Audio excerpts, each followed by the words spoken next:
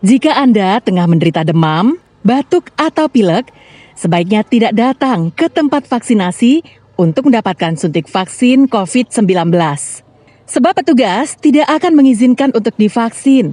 Seperti yang dialami Amelia, seorang warga yang ingin mendapatkan vaksin dosis kedua di tempat vaksinasi Himpunan Cinta Teman atau HTT Padang pada Senin siang.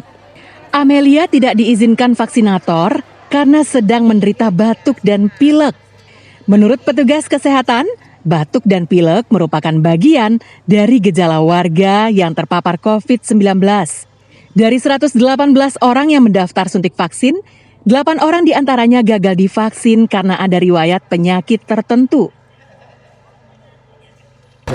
Gara-gara batuk sama pilek, ada keluhan sakit. Vaksin kedua, keluhannya setelah vaksin pilek. Tapi sekarang mau vaksin lagi nggak bisa? Nggak bisa. Takutnya nanti kan kadang-kadang kalau ada batuk pilek itu kadang-kadang kan ada gejala-gejala yang corona itu kan hampir-hampir mirip.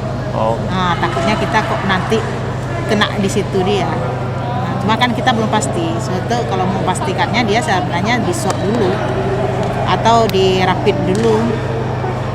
Kalau betul-betul negatif, ya nggak masalah sih. Tapi ya harus berobat juga dulu. Jadi tunggu sehat dulu. Jadi ditunda namanya, bukan nggak divaksin, ditunda. Vaksinasi yang digelar oleh sebuah organisasi sosial di Padang ini merupakan vaksinasi yang kesekian kali dilakukan di tempat itu sejak bulan April lalu. Dari catatan pengurus, setidaknya lebih dari 12.000 dosis vaksin berhasil disuntikan kepada warga.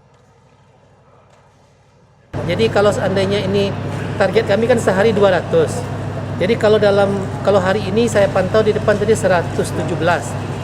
Jadi kalau dalam 2 minggu ini masih tidak mencapai target 200, mungkin kami akan kurangi jadi seminggu sekali.